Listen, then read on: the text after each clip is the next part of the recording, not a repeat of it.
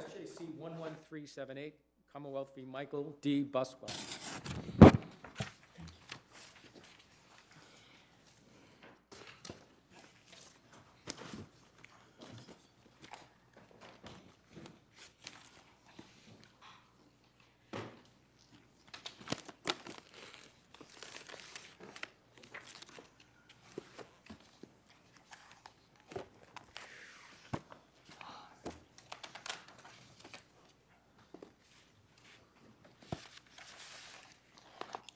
Good morning, Your Honors. May it please the Court, Jason Benzikin for Mr. Buswell. I'll begin by addressing the issue that divided the appeals court below and the similar issue that divided this court in the case of Commonwealth v. Bell, which is the overt act requirement for the offense in this case. Specifically directing my arguments to argument one, which is an attempt as it related to the underlying crimes of rape of a child without force and indecent assault and battery on a child under 14.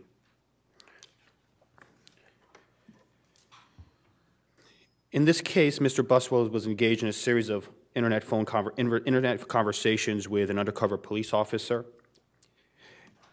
named Marino.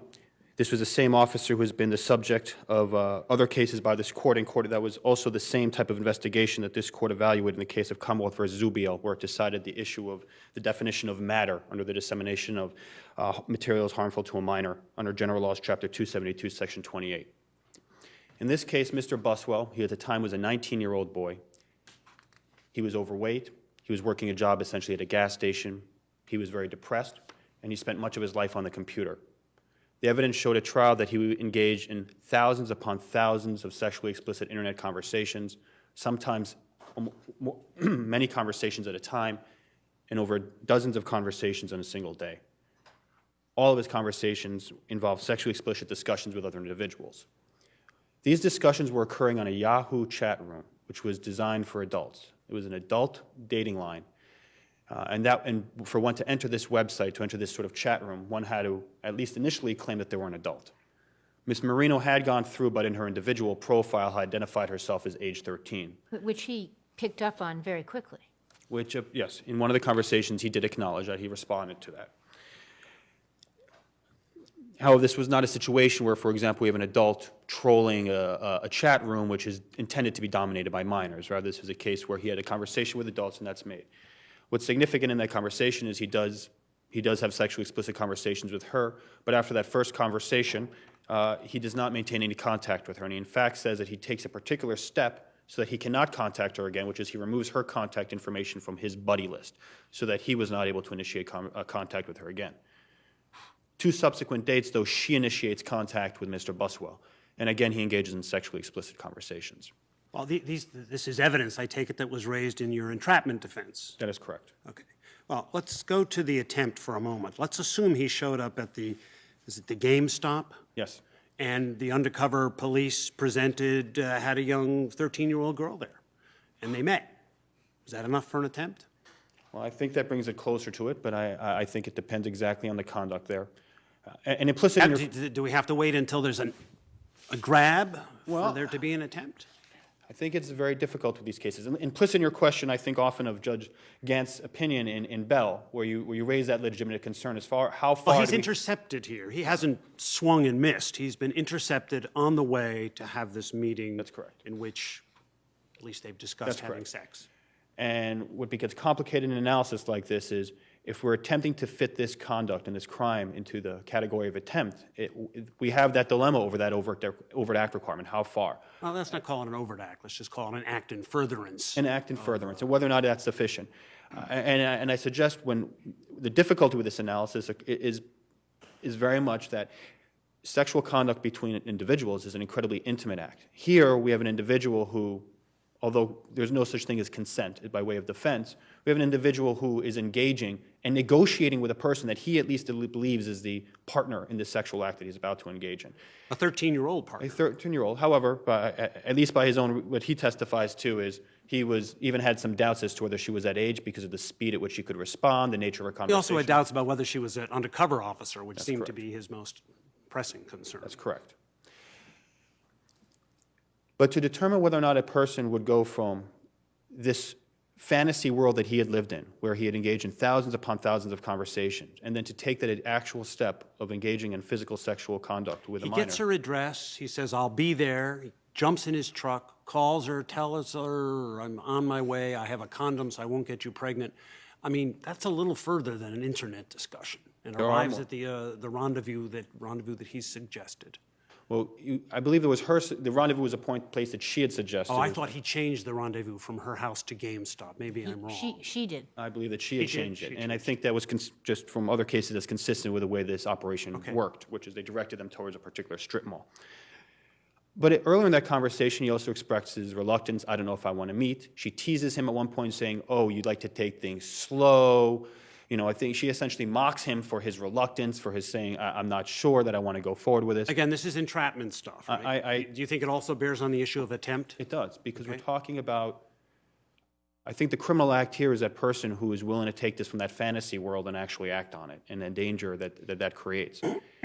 And for that, when we're going to take an individual like this and say, here, you've already committed the crime of enticement of a child, which I suggest addresses many of the concerns that this court appropriately has through his internet conversations, and then suggest what additional steps do you take from committing that felony, that serious felony, to now committing a separate offense of attempt to commit a crime.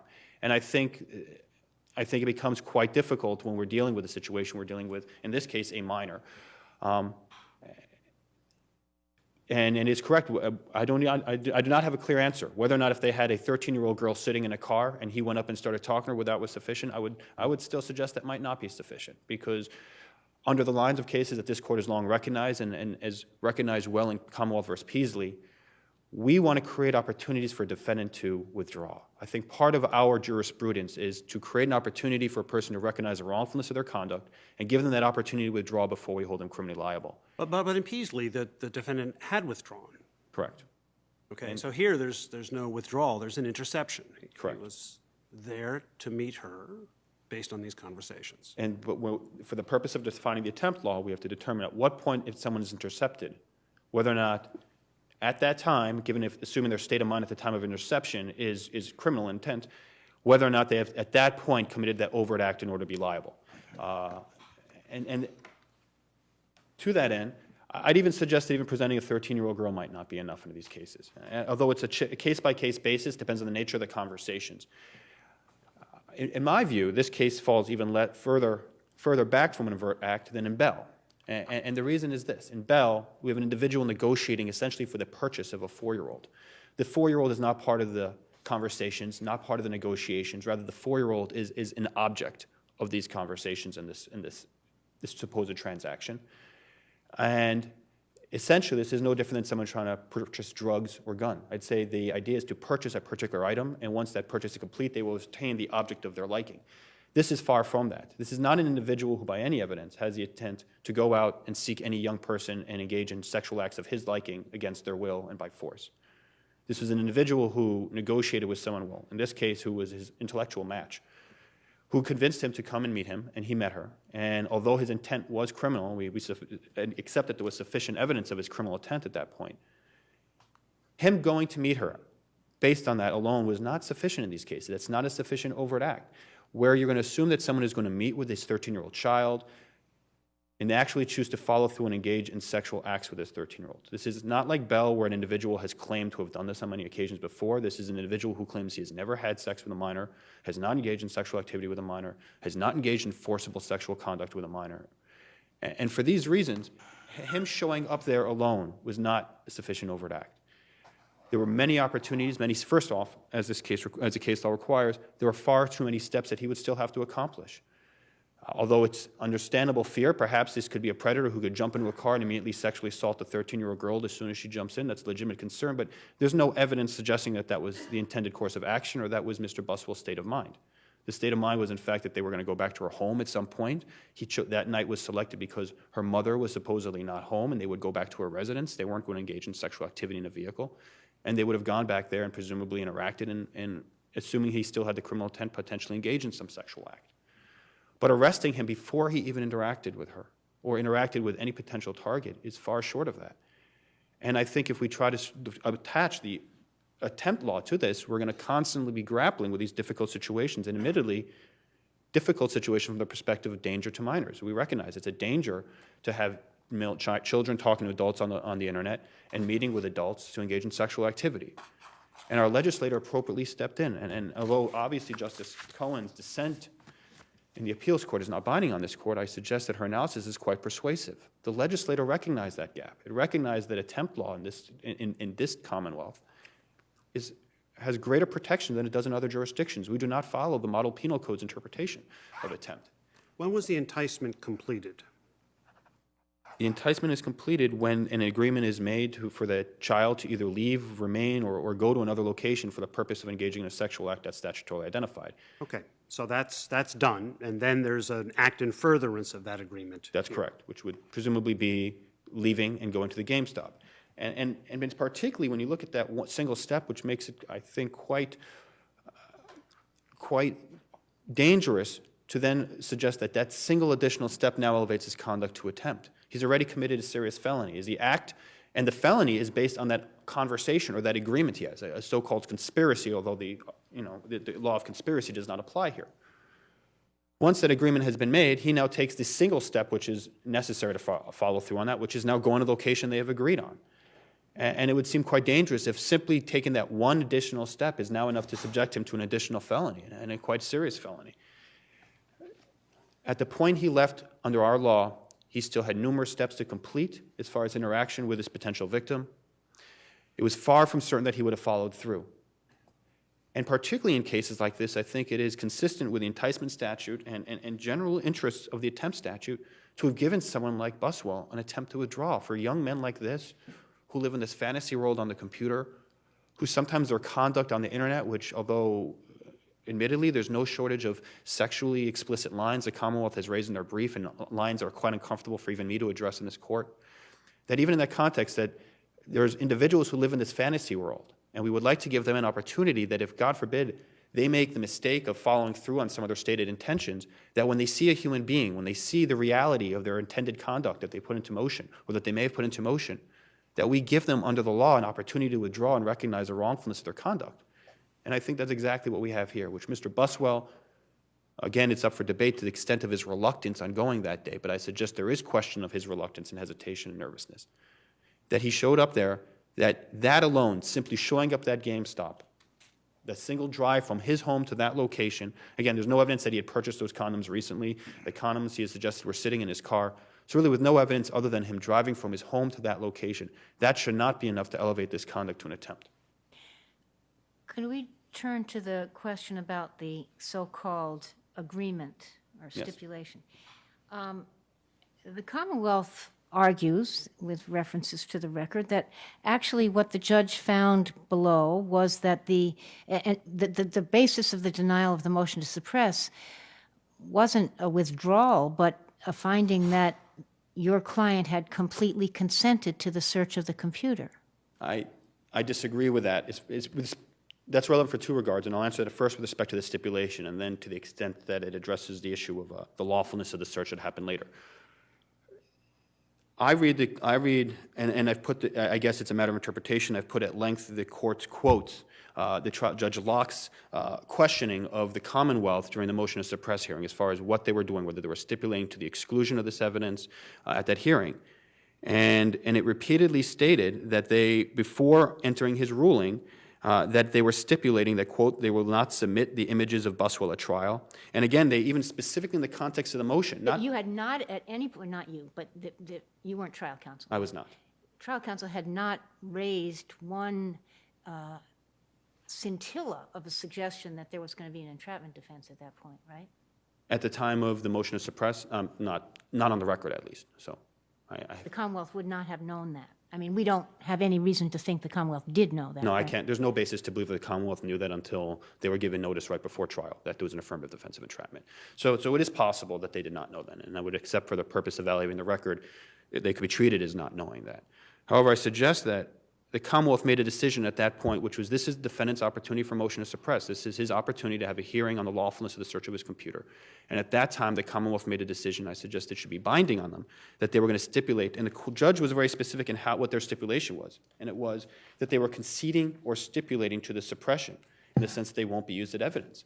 And I suggest when he puts that language in there, he's saying you are stipulating to the suppression of this evidence, which means I don't need to reach it.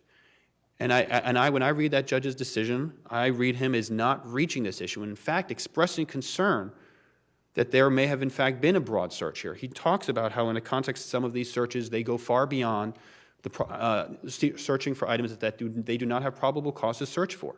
And he makes that point here, that he's often concerned that sometimes the request under these search warrants is so broad. However, here he does not find that to be an issue. And I think it's significant because at the time, the evidence before the court that was sought to be suppressed was two things. It was 3 photographs of Michael Buswell, which were the images that were stipulated to, and otherwise it was the statements between him and Marino. These conversations that the police had copies of as well, and it was merely to confirm that they were on his computer. So while there may have been sufficient evidence to support the search warrant as it applied to Marino's statements, the judge did not reach the issue as it applied to the photographs, which were obtained under language of the search warrant seeking child pornography, which is what was challenged here. And the judge never went into a decision stating that there was sufficient evidence for child pornography, therefore sufficient evidence to search for photographs. I suggest the judge interpret them as stipulating that it will be suppressed and reached his decision only as the issue before it. I see the red light is on. So thank you, Your Honors. Thank you, counsel.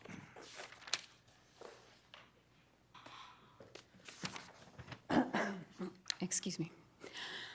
Good morning. May it please the court, Mary Lee, Assistant District Attorney from the Plymouth District for the Commonwealth. If it pleases the court, I'd like to begin with where my brother left off with the search of the computer. The motion judge, Judge Locke, had a full evidentiary hearing. So the defendant's suggestion that the Commonwealth stipulated and then he forfeited his rights by agreeing to that stipulation or any suggestion of that in his brief is wrong. Mr. Benson just quoted this language about stipulated to the suppression of that evidence. Does that make a difference? No, I don't think it makes any difference at all. What the prosecutor was saying, and it's at the motion transcript at pages 11 to 12, what she's saying is, I wanted to use these photographs. It's only the photographs of the defendant that we're talking about regarding this so-called stipulation. I wanted to try it again, try to get it in, but with the recent cases on propensity, I just don't think I would be willing to do that. I'd be willing to stipulate to keep those out. And the judge turned to defense counsel and said, well, what do you have to say about that? And defense counsel said, I want you to keep everything out. So they have the whole hearing. He hears from Trooper Peter Cook's testimony. He gets the recorded conversation of the defendant with Trooper Peter Cook. He gets the search warrant and the affidavit. And in that conversation between Peter Cook, the trooper, who's the arresting officer, and Michael Buswell, the defendant, the officer says, what we want to do is go to Norton, that's where the defendant lives, and get that computer. Would you consent to us doing that? The defendant said, yes, sir. The officer says, you would consent to us going into your room, taking that computer, seizing it as evidence in this criminal case to be forensically examined and potentially used against you in court. The defendant says, yes, sir. And that's at Defendant's Record Appendix 88. You can look at those quotes. So the motion judge hears all this evidence, and he says, I have my concerns about the scope of the warrant, because it talked about child pornography, and I don't see what the basis for that is. I have concerns about the scope of the warrant and the search warrant in this case, but they didn't need a search warrant in this case. He says, and you find this at the Commonwealth's Record Appendix 3 to 4, and I think it's highly significant that the defendant did not include the judge's findings on that motion in his record appendix or addendum, as he's required to do, but we provided it to the court. It's at motion transcript 96 to 97 and Commonwealth's Appendix 3 to 4, and the judge says, I find on the evidence before me that the defendant in fact gave a voluntary and unconstrained consent to the police to travel to the defendant's home in Norton to take possession of the computer for purposes of forensic examination. That's completely supported by the quote that I just read to you. The defendant cannot show any evidence of a finding, cannot show any clear error in that finding of consent. He's required to do so under Gaynor. In fact, he hasn't even challenged that consent in his brief. What he's saying is, because the police cautiously went and got a search warrant too, that somehow negates his consent. But what happened in this case is they got his consent. They told him he knew he was not 19, he was 20. He had just recently turned 20 prior to talking to Detective Marino. But he's an adult. He's 20 years old. He's sober. He's been given his Miranda warnings twice, orally, once in writing. He's permitted to call his parents. He doesn't have to be allowed to call his parents, but they permit him to do that. He's informed of the charges. He consented to the seizure and the forensic examination. He placed no limitations on it and even gave the police his house key.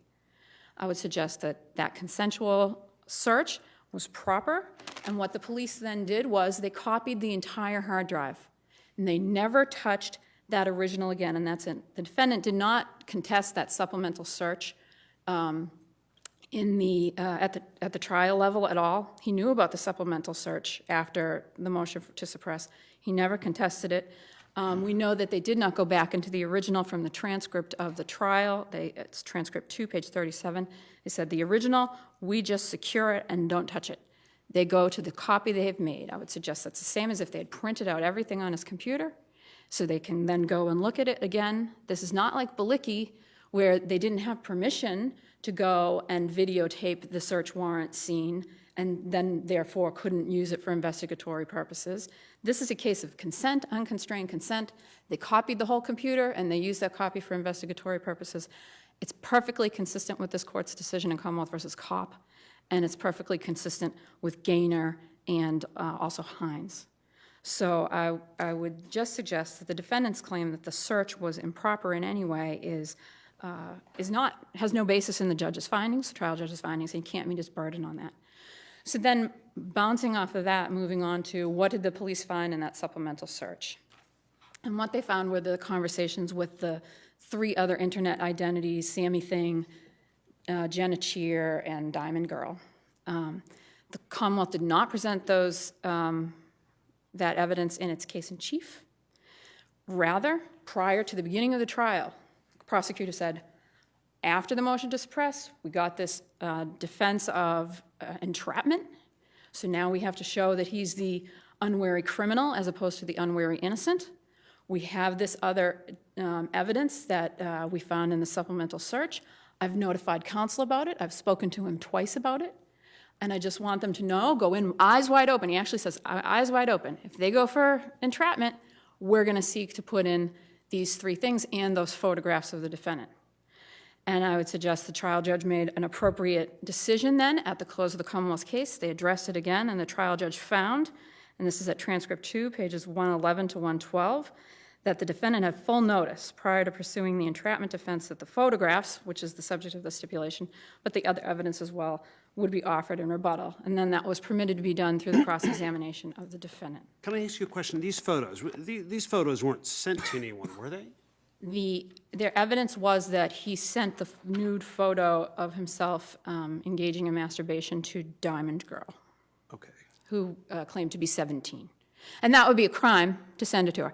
And then we get into were they sufficiently similar. The sufficiently similar, I would suggest, as to Melissa QT is our undercover. He said to her, I want to show up at your door naked. He said the same thing to Jenna Cheer, who claimed to be 16. He had asked Sammy Thing, who claimed to be 15, if she would give him oral intercourse using the term BJ for that. He used that same term for oral intercourse when he asked Melissa QT if she would give him a BJ while he was driving. So I would suggest, one, they're both underage for a request for oral intercourse, and it's similar language. So those are very sufficiently similar. And then as to... Those are also undercover officers? we don't know who they really are. We don't know who they are. They could be, as opposed to undercover officers, they could be children as they're presenting themselves. They could be adult men who engage in these kind of fantasy things. They could be undercover. We don't know who they are. So I would suggest that that evidence showed, those all took place prior to the conversations with Melissa QT, the undercover officer. So I would suggest that they do go to the entrapment defense. They are sufficiently similar, and they are relevant. The defendant takes issue with the prosecutor's use of the term underage. Those come from, that word underage comes from his discussions with Jenna Cheer and Diamond Girl, where the defendant says he gets sexually excited by the idea of being with someone who is underage for consent. He didn't know the correct age. He thought it was 18. They were all underage for the purposes of sending them nude pictures under 272, Section 28. So that it's actually legally correct there. As to that term, the jury were fully informed that the defendant was mistaken as to the age, et cetera. As to the entrapment, sufficient evidence of entrapment as well. And unless the court has questions on that, I think that's very clear. If I can turn you to the attempt issue. Yes. In Bell, he basically he promises to pay to have sex with a 4-year-old girl for whom there is of course, no relationship. Here there is a relationship, albeit virtual. How is this stronger than Bell? I mean, there are many 19-year-old men who commence a date with the intent to have sex, but it often doesn't play out that way when they actually interact with the person who they're dealing with. And so why should we infer that the fact that he merely went there with the intent to have sex is sufficient to say that he attempted to do so? Well, I would suggest, if you're looking for the distinctions between Bell and Buswell, the appeals court undertook a significant description of those differences. And I think the primary one is there's no intermediary here, that he's dealing with the intermediary in Bell, and so what the mother does is very different from how the child will react and whether he'll be able to accomplish that. But here he's talking to someone he thinks is 13, calls her right before he gets there. He's like, all right, I'm almost there. And they've had these 3 conversations where they're talking about they're going to do this. There's no conditions in this case. Bell had an outstanding unpaid fee. The defendant here knew when and where he would commit the crime.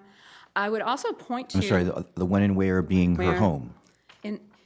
They were talking about it in the home that night, but I would also suggest that it is not at all implausible that someone is going to have sexual conduct and sexual intercourse in a truck. And in fact, the defendant had previously asked Melissa QT if she would be willing to give him a BJ while driving.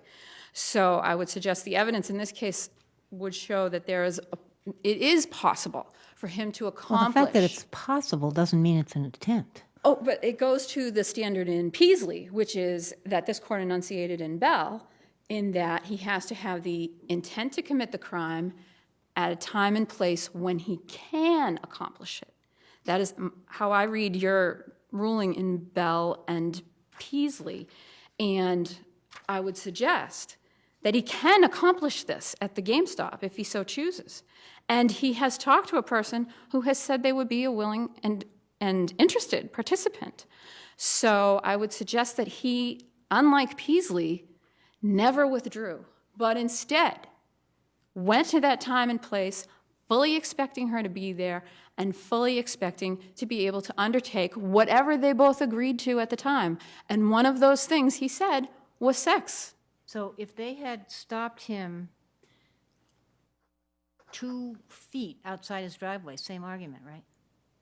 If they had stopped him 2 feet outside his driveway, he'd not have made the 45-minute trip, which was So it's 43 minutes difference? That's the only difference? That is the overt act that's charged in the indictment, so that has some legal significance. Well, it's not as just the well. distance. He traveled to the meeting place. But he went, thank you. That's the thing in Peasley. Peasley never got to his destination because they stopped him a quarter of a mile. Oh, no, I'm sorry, because he withdrew, which is far more significant. Here, if they had stopped him before they got to the meeting place, I think we'd be closer to Peasley because we wouldn't have given him the chance to back away. But in addition to that, Peasley had not yet committed a crime, but the defendant had already committed the crime of enticement. Well, but that's not an attempt of rape. No, I'm suggesting he's already engaged in the criminal scheme. Oh, And so so anytime there's enticement, it's part of a criminal scheme of attempted rape? when you make that step to go to the meeting place. And now I suggest, and I see your disagreement with me, and I want to point out, out of candor to the court, that I had initially conceded at the appeals court that I couldn't distinguish Bell. And I knew the appeals court had no authority to undo Bell. And so I am asking this court to unring the bell, if you would. I'm sorry for the pun. And I realized that you had a split court in that. So at the very least, I'm asking this court to reconsider what you did in Bell, because the reasons that Justice Gantz stated in his concurrence, as well as Justice Cordy, are very pertinent. How do we protect children and do it without letting them get the girl. I mean, we're not going to let them get the girl. Like, having him meet the girl at GameStop ain't happening. So how do we prosecute these cases? Because there are people out there who are going, children, you don't have to look far. You just decided Bundy with the Xbox case. So we don't want them to get the kid first. It is dangerous.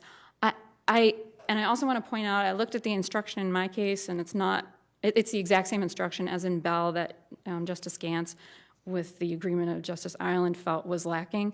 But I would suggest that you didn't need to do that. You need to look at Bell and say, does that fit what Peasley says? Isn't that why you have enticement, though? I mean, how often do you actually are you able to stop potential perpetrators at this point unless you've got an undercover agent pretending to be a child? Really? If you have somebody walking into the store with the gun, Well, we're And talking he's about a very different circumstance. told somebody he's going to do the robbery, and I mean, that's what we've got. We've got somebody walking to the GameStop or driving to the GameStop with the condom, telling the girl, I'm going to have sex with you. So I would suggest that I'm asking the court to revisit Bell. And I understand your hesitancy, and I just want to make Well, you we don't aware. have to revisit Bell if you agree the the appeals distinction. court is correct, at least the majority opinion is correct, that Right. there are enough distinguishing characteristics here, and it's a matter of degree. Yes, and in also in candor to the court, my concession was based in great part on the fact that I was the prosecutor in Pitts, and Pitts That's can't the be- appeals court case, which That's you the, cannot possibly distinguish, right? He bought her a donut and cocoa at the Dunkin' Donuts, and he's coming back to his car expecting her to be in the car in Pitts. And I had asked this court for further appellate review in Pitts.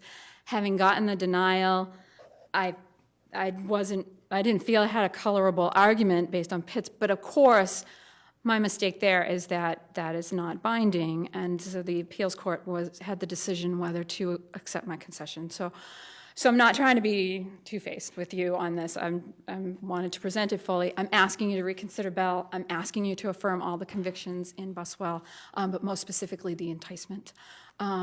If there are any further questions, I'm happy to answer them. Thank you, counsel. Brian. Thank you.